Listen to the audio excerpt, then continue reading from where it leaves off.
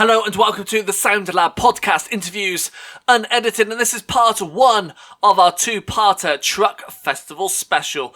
So let's crack on and play you our first interview from Alex of Franz Ferdinand, who was main support to Cortinas at the festival the weekend just gone. So Franz Ferdinand, how are you? I'm really good. Nice to see you. Good, yeah, you too. You're here at Truck Festival. How's your day been so far? Do you know, it's been a fantastic day so far, particularly because it's not raining like it was last time I was at Truck Festival. Yeah. We were here in 2018, the year that it really, really rained. Mm-hmm. And I think it's the most mud I've ever seen at a festival, so It's great to see it today. And Truck's got a great atmosphere. It's lovely and a very friendly festival, I think. Yeah, it's really cool. It's really nice here. I've been the last few years, so it's nice family festivals. So. Yes, I have definitely got. My brother's coming down later on with his two kids, and it's the perfect place for them. Yeah, absolutely. After this interview, we'll be playing a new single of yours, "Build It Up," which you've teamed up with Johnny Marr for. Tell us a bit about the single and why why getting Johnny on it for this version. Well, Johnny joined. We did a gig in Manchester a little while ago, and Johnny came up and joined us for that. And for me, it's like a total honour having Johnny to come and play with us. When I was a kid, I was learning to play guitar, playing along to Smith songs. So I totally held him in awe. But then, as a human being, he's the most down-to-earth, unpretentious, sound bloke you could possibly meet. So doing anything with Johnny is like a total joy. And he's also one of these characters who I love as a musician, where you can tell it's them. Their personality is so distinctive. You know, it doesn't matter what context he's in, he's always Johnny Marr. It's a bit like David Bowie. No matter where he's singing, he always sounds like David Bowie. You know what I mean? Yeah, absolutely. Or Mick Jagger as well. Like "You're So Vain" by Carly Simon. Mm-hmm. You know the bit where Mick Jagger comes in on the backing vocals. It's like, oh wow, that's Mick Jagger. Yeah, there's no mistaking it. You can tell. There's certain people with certain voices you just automatically tell straight away. And the crazy thing is, like, Johnny can pick up any guitar and it'll sound like Johnny playing the guitar, and that's really cool. Yeah, absolutely. You've released a few singles now since the album came out in January. For those who've not heard the album yet, tell us a bit about it. So the album's called Human Fear. The name came from one of the songs, a song called Hooked on It. And as I was looking for a title, I never sit down to write an album to a theme. I kind of like try and look afterwards to see what the theme is that's running around. And that first line, I kind of realized that a lot of the songs were about different fears. So I thought, that seems like an appropriate name for the album. But what I was trying to do with the album, what we were trying to do was make something that sounded as distinctly Franz Ferdinand as possible. You know, I think when you're like us, a band, we're now 6 albums into our career, I think sometimes I see artists who are afraid of being them. Mm-hmm. It's like they have to kind of like, oh God, I've been me for so long. Like, I guess I need to do something. I guess it's relating to what we're talking about, Johnny. And I kind of wanted to do the opposite of that. Like, so I said, no, this is our identity. This is who we are. And when you do that, it's a strangely liberating thing. Mm-hmm. It's a bit like, if you know who you are, it's easier to travel to other places. If you're secure in your own identity, it's easier to see other places, if you're secure in where you're coming from. And so, I think you can tell it's us on any of the songs on the album, but there are probably a few surprises as to where it goes here. For sure. And and I like catchy songs as well. You know, like I wanted to write songs where people could remember the melodies after the first listen. I mean, I know this sounds like really stupid, obvious stuff, but I think sometimes people forget that kind of thing. You know? Yeah. And 6 records in, as you mentioned, how have you and how has the music evolved since the start back in the early 2000s through to now? You know, for me, some things have to stay the same, some things have to change. For me, the things that where I want to experiment is more in the writing, and it's kind of almost the stuff that you don't necessarily hear as a listener. for me, it's things like oh, I want to try writing something in a scale I've not used before, or a chord progression I've not used before, or particular sort of like tricks in the writing itself. But then when it comes to the actual delivery, I want to keep that as honest as possible. And I'm still a firm believer in the beauty and the power of a group of people getting together in a room and playing together. Yeah. And, you know, like there's so much you can do with a computer and software in terms of music, and remarkable stuff as well. But the one thing that it can't replicate is that sound that only comes with that particular combination of human beings as well. And so that's something that I've always tried to keep on the records. And I think the songs always sound best that sort of way. So yeah, like while Audacious, for example, it uses a mode I've never used before on the guitar, and like has a key shift I've never used before in a song. When you're listening to it, you don't care. Yeah. You know, do you know what I mean? Like, I feel almost loath to talk about this stuff, because to me it's a bit like when I take a car to the garage to get fixed. It's like, I don't care what the mechanic does. I just want to press the accelerator and it goes. Works, do you know what I mean? Like, and I feel like that's my role in terms of songwriting. So that's the mechanic stuff. You know, it's like kind of, who cares when you're listening to it? You know, it's just got to sound good. It's got to. Ultimately, I want the music to move me and the listener. I want you to feel moved when you're listening to it. Yeah. I want the blood to flow differently in your veins, and I want you to feel, you know, like something's happened to you. And who cares what the mechanics are? Yeah, for sure. And I think between albums 4 and 5, you had a couple of members leave, a couple of members join. Did that affect kind of the sound or the writing process much? I mean, I guess I've been kind of writing songs since I was 13, which is 40 years ago. So I don't know. I'm so used to songwriting and writing with lots of different people. I kind of course it's different, and I loved playing with Nick, and I loved playing with Paul, and I loved playing with Julian and Dino and Audrey, and I don't know, all good in different ways, I would say. You know, Audrey's remarkable. Like, she's such a brilliant drummer and such a great human being, and Dino's a guitarist in a way I could never be a guitarist. Like, it's sometimes like, again, it's just the nuance of expression that I really love. It's just like wow, you know, I could play that same line and it wouldn't move me the same way. Mm-hmm. And it's a little bit like, you know, when sometimes when you see, have you ever seen like screenings where they've done screen tests for different actors for famous roles, and you see different people seeing the same lines that are so famous, and think, wow, that just does not move me in the same way as the real actor did in the end. And it's a bit like that sometimes when I hear Dino like playing guitar. It's like, oh man, you can just deliver something in a way that's very, very special. And Julian as well. he's an astonishing musician. When he first joined the band, I was calling him the human arpeggiator, because he would do things that I would only expect a programmed synthesizer to be able to do. Like, he's really special. So no, it's a real privilege being able to play with those people. Good. Tell us a bit about the writing process that you go through as well. How do tracks normally start off? I mean, every song's different, and I try and make sure it's different. I think if you have a pattern, then you're too likely to fall into repetition. And so I try and start songs in different ways, and sometimes I start off with like silly, perverse exercises or restrictions. Like when I started writing Audacious, I said, I'm going to write a melody, but I'm only allowed to use the white keys on the piano. And so that's how it started, but by the time I got to about the 12th note, I had to get a black one in there. But so I broke the rule, but do you know what I mean? Like sometimes like a little device to get something going that's different from a way you've done it before will just set you off in a different direction. Do you play chess at all? A little bit. Right, okay, so you know, sometimes when you're playing chess, like a game can get really stale. And like you feel it's very static, and it's kind of like attrition. And you feel you need to do something kind of crazy and absurd just to break the game up a little bit.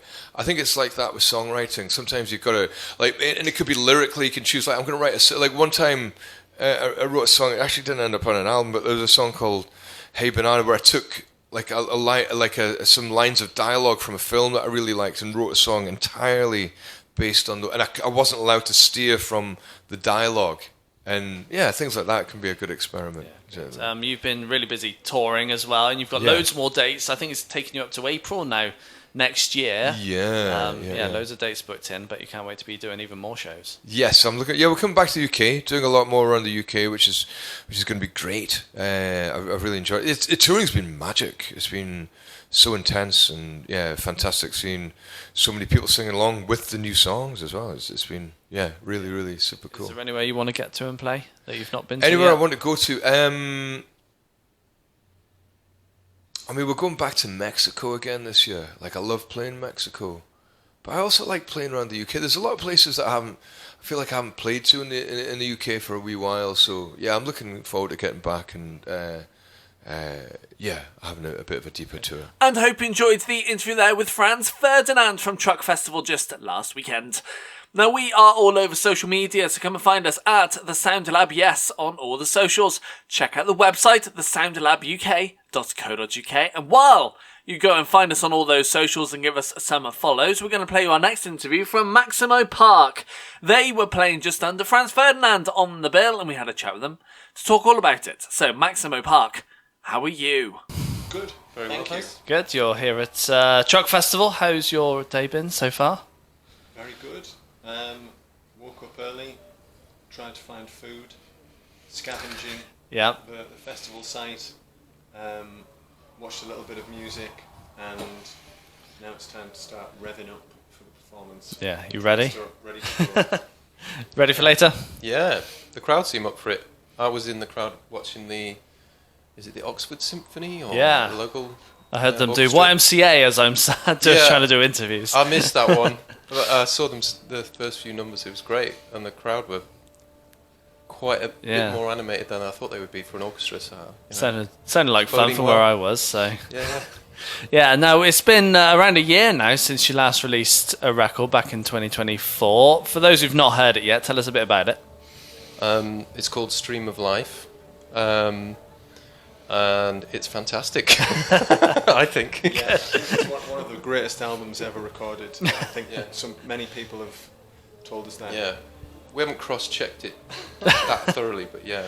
In your opinion? Pretty sure. But yeah, we made it in Atlanta, Georgia, with Ben Allen, who we'd worked with on the previous album, Nature Always Wins. But that was recorded in the lockdown period, because we were due to fly out to Atlanta when all of that sort of, the pandemic started kicking off, and we felt like there was unfinished business, so we went out to his studio.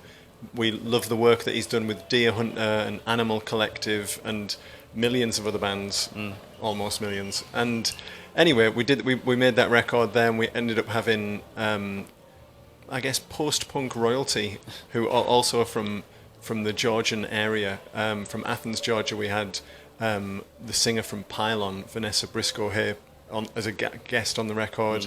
And so we kind of leaned into some of those sort of Athens, Georgia sounds, like R.E.M. being one of our favourite bands when we were growing up, that kind of melodic but still somehow a kind of edgy alternative aspect to the music. And in some ways that's kind of how we define ourselves anyway. We're kind of outsiders, even though we have been making records now for 20 years together. But yeah, it's a kind of, the title came from a Brazilian author called Clarice Lispector, a short story that she'd written. And so yeah, it's the usual sort of combination of melodic yet edgy pop music with literary references, and I think we were joking earlier about it being one of the greatest albums ever made. You judge for yourself. But we still feel like we're making great music. That's the whole point. Many bands, when they get to this stage, are just coasting. They're just putting music out because it's their job. Yeah. And that to me is understandable but sad. And we're still excited about making music, and I think you can hear that when you listen to the record. Good. And the sound that you made with the record, was it the sound you wanted, or is it just kind of how it turned out? Good question. Well, we were under kind of quite strict time constraints with working in America. We were on a tight budget, but funnily enough, recording in America is the same as recording in London for us as a band from Newcastle. It's an expensive business, but yeah, we wanted to. I mean, in the end, it always sounds like us, whatever our intentions are. And I guess with this one, when we first started talking about it, we wanted to make a really heavy rock record, and then we changed our course, I suppose. Well, it was Ben Allen, the producer. When we first started talking to him again for this second record we've done with him, he said it's self-inflicted. He's worked on too many records which are kind of lush and sort of polite sounding. He's like, you guys, we could really do with a rock record here. Let's get rocky. And what that means is different depending on who you are. But we did try and go for sort of more brash, bigger sound.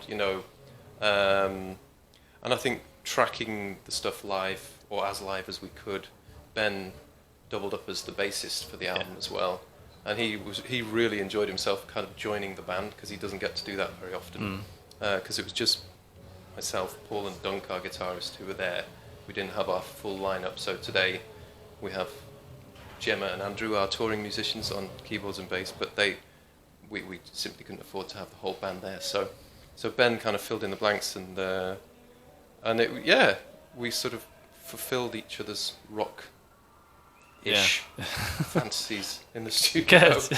Good. Yeah, I mean, we should make the point that Gemma and Andrew are on one or two of the two songs which we recorded in Newcastle just to kind of get the ball rolling. Yeah. So we literally pushed our gear next door to the recording studio, and we had a guy called Burke Reed come over from.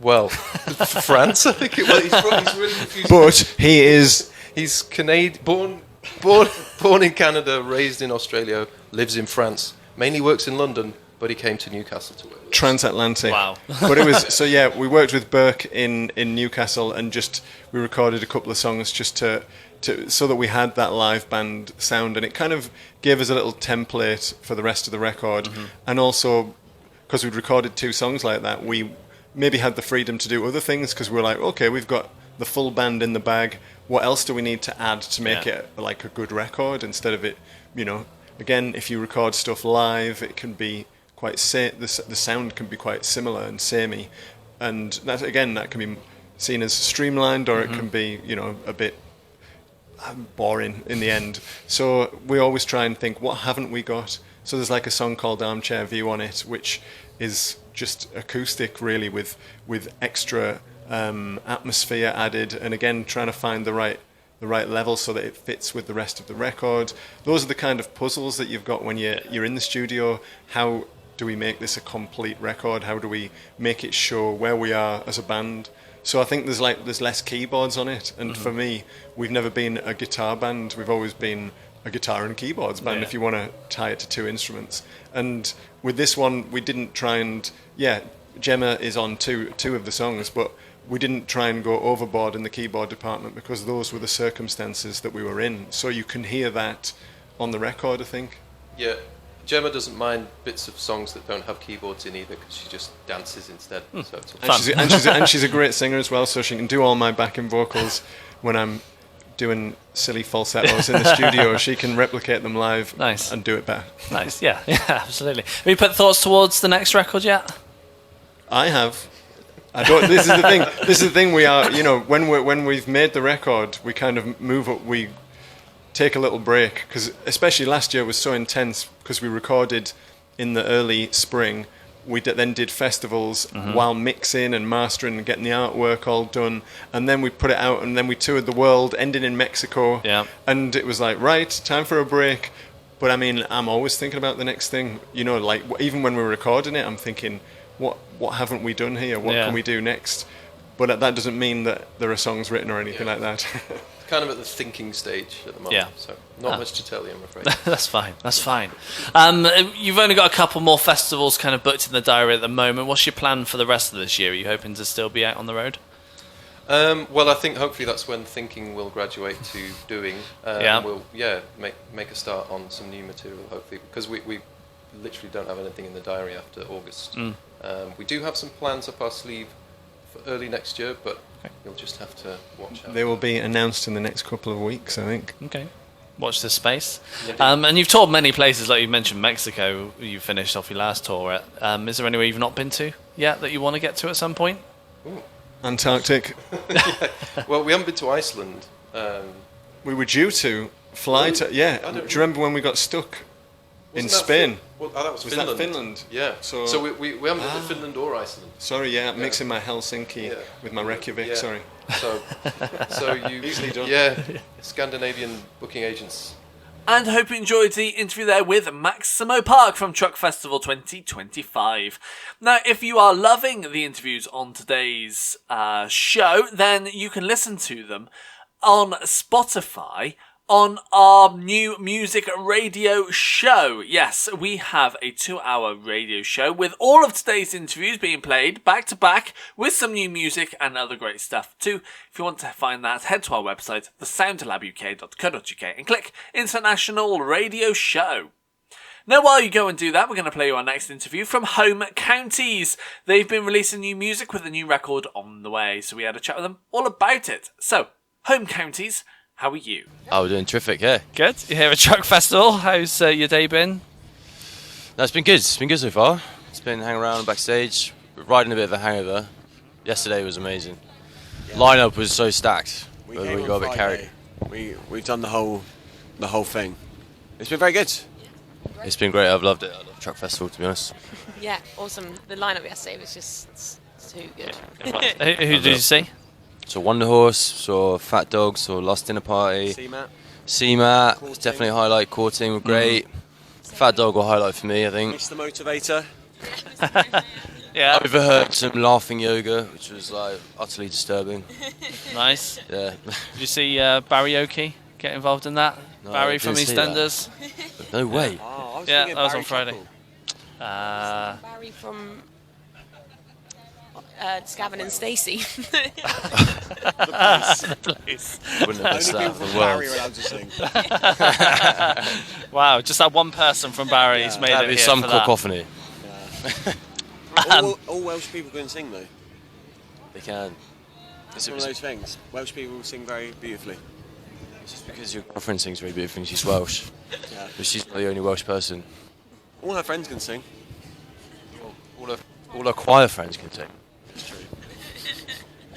Just agree so you don't annoy the people of Wales. But she's friends with us and that doesn't really apply, so. Getting all the hot takes here. Yes, yeah. We have digressed quite a bit here, haven't we? What was the question? You like, how are you? Anyway, yeah, I like Fat Dog. Should we get back on track and talk about your Yes. new single that we'll play after this called Humdrum? Tell us a bit about the single. Nearly didn't make the album. It's true. It was a very last minute addition, and suddenly we did one session, and we were like, it suddenly clicked, and then now the album's called it. Yeah. Which is crazy. It's quite the turnaround. I think it's a real, like, the epitome of what we've been trying to do, break away from. So it's a great use of, like, your vocals on top of, like, nice guitar work. It's just, I don't know. It's a nice synthesis of the things that we've been trying to integrate as of late. Yeah. Very happy with it. And it's fun to Good. play live as well. We made It's a nice last minute to- decision to make the vocals very loud as well, which I think it's nice. Yeah. Not being afraid of like pushing the vocals, you know. 'Cause we used to be like very intense guitar band. Be like guitars are so present. Now having the vocals out there, it's nice. Yeah. Yeah. Good. And that is off your new record, which It is is. out 24th of October. 24th of October. Thank you. 2025. How's it sounding, and especially in comparison to your debut as well? It's different. A little bit moodier. Yeah. I think it's a bit. The first album we recorded over like a year. Connor in the band like produced it, and we're like every evening after work basically, just like tinkering away. This one we went in for was it 2 weeks with Al Doyle from Hot Chip LCD sounds. LCD fame. So it's cool to like make a record like in a short amount of time and like try and not overcook it. It's the first time we've had like external presence in the actual writing process, which is very refreshing. Yeah. It's nice to have someone outside the band who can like be like, you need to calm down. Because I think we have a tendency, there's 6 of us, so like, we get busy. So we're all doing something at the same time. So the new album, I guess, live is like, not doing much. A lot of someone backing else do. track, yeah. And when it comes to the writing side of things, how do the tracks normally start off for you guys? Someone will bring a demo and we'll sit. We never write in like a practice room. It's the sort of music like we write it like dance music. We sit around a laptop, like argue about the kick drum sounds, and then it sort of builds up from there. And then we never really. It's usually a case where we've never played it live before until we like record it, and then we get in the studio. No, we get in the rehearsal space after we've written the album. We're like, oh, Jesus Christ, this is hard to play. But yeah, it's. But they did this. The very songs progress when you production-based. play it live, which is then a bit unfortunate because then you make some modifications and stuff, and people when you play it, it's very different to when you're just sat around a laptop trying to make it all fit. And you play it live, you bring a completely different energy to it a lot of the time. I think that's happened with the new singles. Humdrum sounds very different live. I quite like having it as a different beast, though. It's nice to have like different iterations of the same It song. don't have to be identical, I don't think. Like the record and the live show, and I think that's something we're starting to embrace a bit more. It's nice. They're different experiences listening to home counties and then going to see. Yeah. One's far superior. Live. Which one makes you more money? Wow, neither. Less costs. So true, yeah.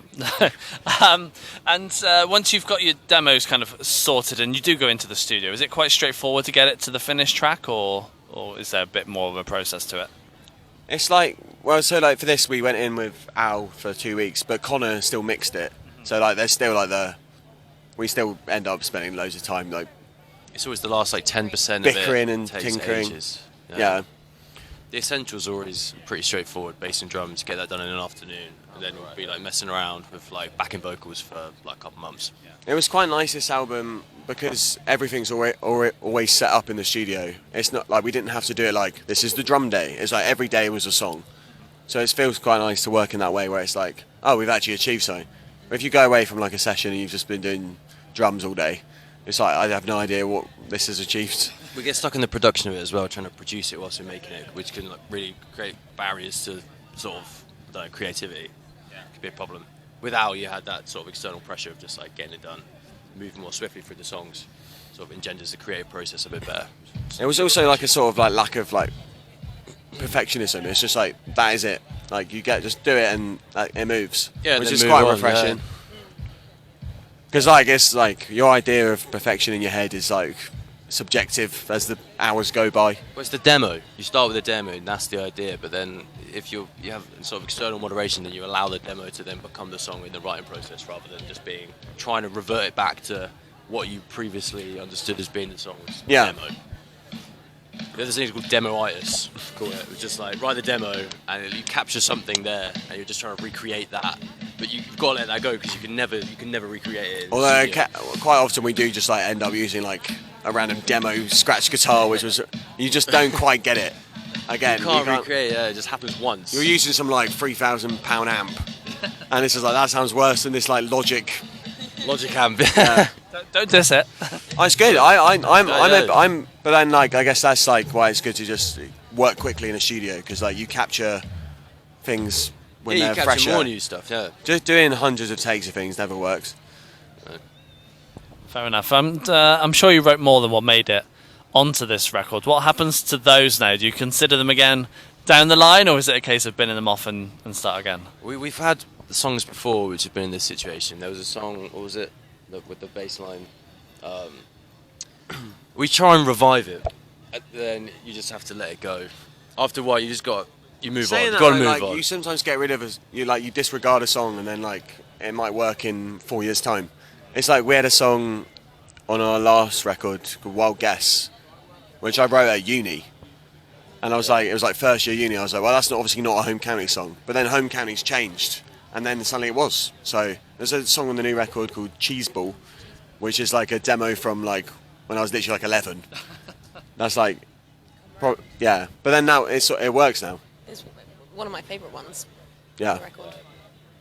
Yeah. So yeah, you just need to be like, we don't need to make it work now. One day it'll work. If it's good, you'll revive it. I can't think if there's many songs we've actually just disregarded and not used. we've pretty much like recycled everything by now. Well, there are some demos which come to the table and they're just like hilarious. You work on them, and then there's some of them get included.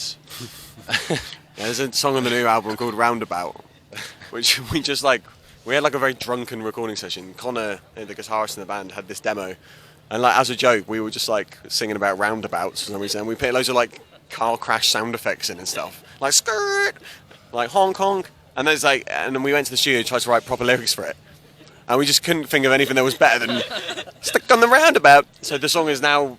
That is the song, but it's become about something else. Like, but we had that one was like working backwards from the love of roundabout. Yeah. It's a good song though. Yeah, it's a good song. I like it. It's one of the best ones on the album, I think. It's hilarious. But every time I listen to it in my head, I can still hear the honks. If people have listened to this interview now, they're going to know that it's all about roundabouts and not about what it's really about. Are they going to remember that now?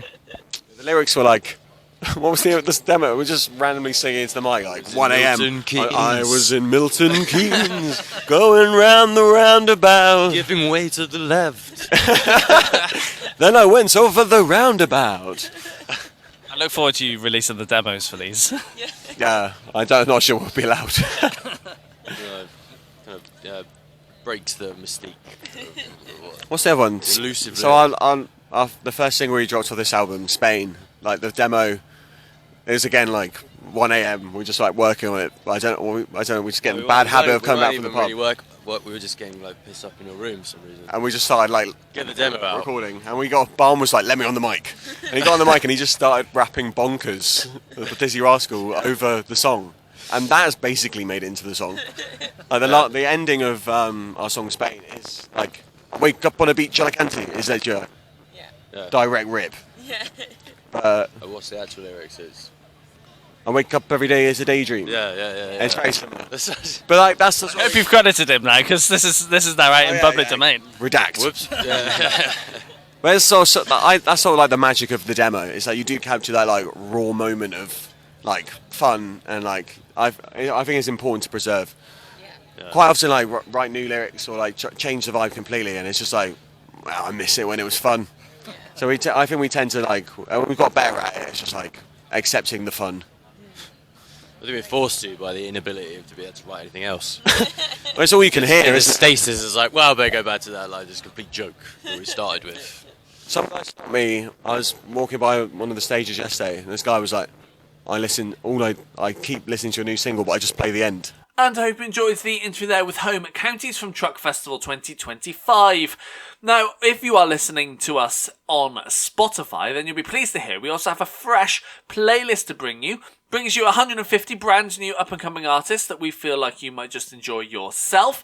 And if you want to find a link to that, either search Fresh by The Sound Lab on Spotify or head to our website, thesoundlabuk.co.uk, and click on the Fresh Playlist button. Now, while you go and do that, we're going to play you our next interview from Big Fear. They've been releasing new music and they've got more on the way too. We had a chat with them all about it. So, Big Fear, how are you? We're good. We're very good, thank you. Good. Truck Festival, how's your festival been so far? Good. I'm having a good time. I've spent the last 48 hours a little lump on the sofa, so I'm just pleased to be here, frankly. Good. Good. You've been busy. You've been releasing some new music. We've got a new single of yours, I think, just this week as well. Tell us a bit about where you're at with music at the moment. So our most recent single was called Money, and it was the last of 5 singles that come together to create our glorious debut EP called Career Day. So with the launch of that single, it was the launch of that EP. Nice. And how's it gone down with the fans? It's been going down really well. I've been really pleased with it. Yeah, it's super positive, like surprisingly positive for like a new project. We've really found a bunch of people that really resonate with it, so that's really cool. Yeah, nice. And the sound that you've made with this EP, is it the sound you wanted, or is it kind of just how it's turned out in the studio? Well, a lot of this project has just been me saying to Jack, in defense of Ben's keyboard playing, no, let him cook. And then when I'm going off on one, Ben says, no, let her cook. Let them cook. And then Jack just sits there and goes, whatever you guys want. but we've taken a lot of probably inspiration from. We worked on one song with our producer Charlie Andrew, and then when we were writing the next few songs for the EP, we'd be like, what would Charlie say? What would Charlie do? So it's been like a learning process. It's been a lot of fun, a lot of exploring what we want to be. Yeah, nice. I'd like to talk about the writing side of things as well. So for you guys, how do tracks normally start off? Vibe shopping. Vibe shopping. So we'll just kind of throw out ideas for a mood. I might let the lads know of like a plot or a story I've been mulling over. I'll get them to play the same few chords for many minutes, and I will sit there on my phone looking like I'm scrolling on Instagram, and then I'll be like, lads, I've got the song. For Mildew, one of the songs on our EP, that was one that Ben basically entirely worked on Ableton, and he sent it through to the group chat, and I was like, words. Uno reverse. And we just sort of would send stuff back and forth to each other and then send it to our producer. So, actually surprisingly non-physical. Nice, yeah. Do you think you'll go forward and do the same sort of process going forward into the future, or do you think there's more like collaborative in the room together approach that you might take? I think a mix suits us quite well, because if you're working on something by yourself, you can really fully explore the idea and you don't have to wait for other people to learn it. But also, the energy you get in the room together is its own specific thing. So everything's been a little bit of a mix, which has been really fun. Yeah, nice. And once you finish here this weekend, what's the plan next for you guys? So we've got an EP launch at the end of the year, which we're hopefully going to make the rooms nice and full for. There's going to be a show in Oxford, a show in London. And then we may have already recorded some new material that may possibly be ready to start doing the round. Wink, wink. Nice. Are you hoping to add any more shows in this year apart from the EP launch, or do you think it might be a quieter year? I think it might be a quieter year. We really have been focusing a lot as well on our sort of digital presence, which you have to make the live side of things work. So we've just been on Instagram, innit? Yeah, and we're working with the truck store from Oxford to put the London and the Oxford show on. And we locked those shows in, and that was exactly when a bunch of really cool promoters from London were like, do you fancy a show? And I was like, yeah, I do, but maybe soon. Nice, yeah. And with kind of new music kind of there ready to go, do you know what direction you're wanting to take the sound and the band going forward? I think we're just going to keep writing and having fun with it. I do know that in all the lyrics that I write, there's always a very strong sense of narrative. So exploring more stories. They've all been pretty bleak so far. I don't think that's going to change. Dystopia. Dystopop. Dystopop. I don't know, man. And both of those are bad. It's okay. There doesn't have to be a pun for it. Dang it. We can accept defeat on that one. Dyspopia. It's basically the Pope, but sad. Absolutely not. That's the name of EP2. Yes, sad Pope. We do actually need to work on that. We do need to figure out the name of EP2. I still like You're Being Fired. Yeah, someone's being fired. As like the career day, someone's getting fired. And then we can call the debut album Retirement. And I think that kind of works. Yeah. End it there. Yeah, it'd be like a one-album wonder. Just retire off the back of the first one. Perfect. Bang. Put it out there. 1 million copies. Leave it at that. Well, I mean, was it KT Tunstall had like one album, put it down, was like, no lads, like that's it. I did one absolute banger, and that's all you're going to get. Like, she's kind of got a point. Fair enough. I don't think, I respect it. I'm not going to do that to you.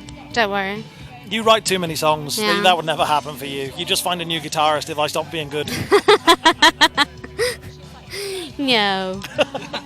That sounded like a no, but it felt like a yes. We'll be the judge of that. Comment below.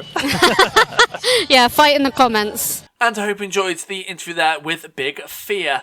Now, this is part 1 of our 2-part Truck Festival special, so stick around for part 2, which will be coming tomorrow, but might even be on there right now, where we have interviews from Light Lines, She's in Parties, The Claws, The Guest List, and Better Joy. Yeah, that's all on part 2. But we've got one more interview to play you from a Truck Festival on this part of our Interviews Unedited podcast, and it comes from Sleeping Together. They've been at Truck Festival all weekend and releasing new music too. So, Truck Festival from Sleeping Together. Guys, how are you? We're very well. Worse for wear this morning, but happy. In good spirits. Yeah, you've been here all weekend, how's it been? Yeah. Got here early Thursday. We've watched a lot of favourites.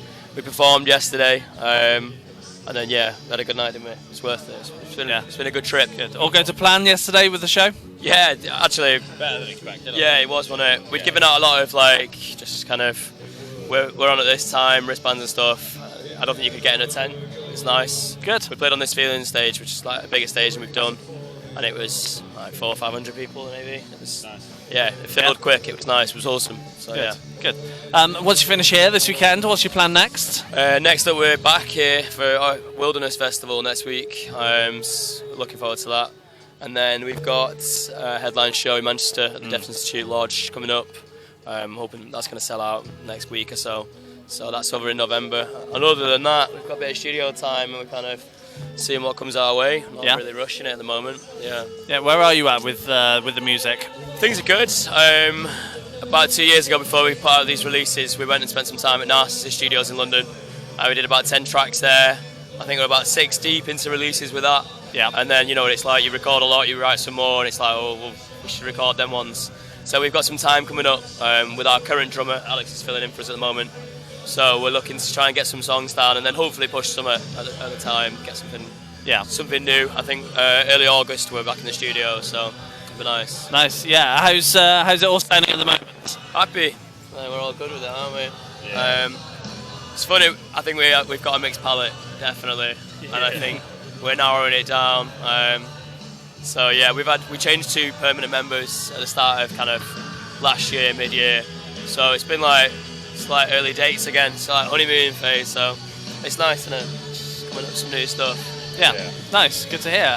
When it comes to writing, how do tracks normally start off for you guys? Usually an argument for the first 20 I'll usually spend hours slaving away at something. I'll bring it and Mike will go, not sure about that. Not sure about that. I'm not sure I care. That's what. It's a bit of sprinkle. What's what I do? It's a bit of Mike, and then it'll work. And then we'll ask Alex if he'll work on it a bit, and you'll be like, "I'm not bothered." We'll just tell him what he's doing. Yeah, but yeah, usually it's I'll bring something, and then we'll just hash it out for 2 or 3 nights. Get some phone recordings, hammer it on your way to work, and be like, "Right, this was the best one. Let's replicate that, and then refine from there." And I think that seems to be the way we found that works for us, doesn't it? Yeah. It's obviously you get the old one that you just turn up with a polished track, but it's rare. But I like writing as a band is the best bit. It's the best bit about being in a band. Yeah, the writing. Do you think you'll continue doing that going forward then, when it comes to writing in the future? Possibly, unless we stumble across thousands of pounds, which I don't think is going to happen in the next week. Don't know. Do you know what? I know it's like not good. I'm not a fan of the studio. Like, I do. No. Yeah, I think a lot of the good stuff has been written in the studio, but I don't know, I prefer shouting at the wall in the room for 10 hours. So maybe, we'll see what comes. Don't know. Daniel, who's not here, he's a bit of a Logic whiz kid, isn't he? So he likes recording stuff on his computer. He'll bring us things and we'll be like, yeah, we'll have a look at that. So, who knows? Mm-hmm. Yeah, we're open-minded. Yeah, good. As you guys are fairly new to the music world, I'd like to find out how you guys got together and what made you write this sort of music as well. Oh, right. We met on joinmyband.com. Classic. Yeah, it's like RuneScape. It's old school, man. I'd left a previous band after things just sort of didn't turn out, and determined not to be beaten, joined My Band. Just Googled what to do when your world falls apart. Join My Band. Yeah, joinmyband.com, shout out. And Mike was already in it with a few members. We got together. We didn't like each other first, did we? No, we didn't. We actually didn't. And that was it. We joined up, and then we've had members come and go. We're the founding fathers, aren't we? and then we've Still rocking. But yeah, it's been since then. And music-wise, don't know. I've always liked indie rock. That was for me. It was like, here's a guitar. This is how you play the Arctic Monkeys. And then you've got your own influence. Haven't you? Do you like? Yeah, so I was kind of brought up on like 70s, 80s rock. Yeah. But I don't think a dad rock band was going to get me very far, so I had to kind of, Yeah, it doesn't like show when you're playing, does it? Like technically you're very good because of that, but you don't write that kind of way. It's No. We've had to bridge that gap between us, so it's been nice. Yeah. What about you, Al? You tunes? Everything. I just sponged up everything when I was younger. I've been playing for we used to do a lot of function work now. As well, so like you learn your basics for that, don't we you? know each other through function work, don't we? Alex has filled in for a few festivals. We did Isle of Wight a few weeks ago. We came with that, and then as I say, we've got Wilderness next week. So this is the lineup for the moment. And it's Daniel who's not with us today. He's gone back home, but so it's good. I think that's come with the writing as well. You have some aspirations of things you want to achieve as a band. What's one thing you really want to do?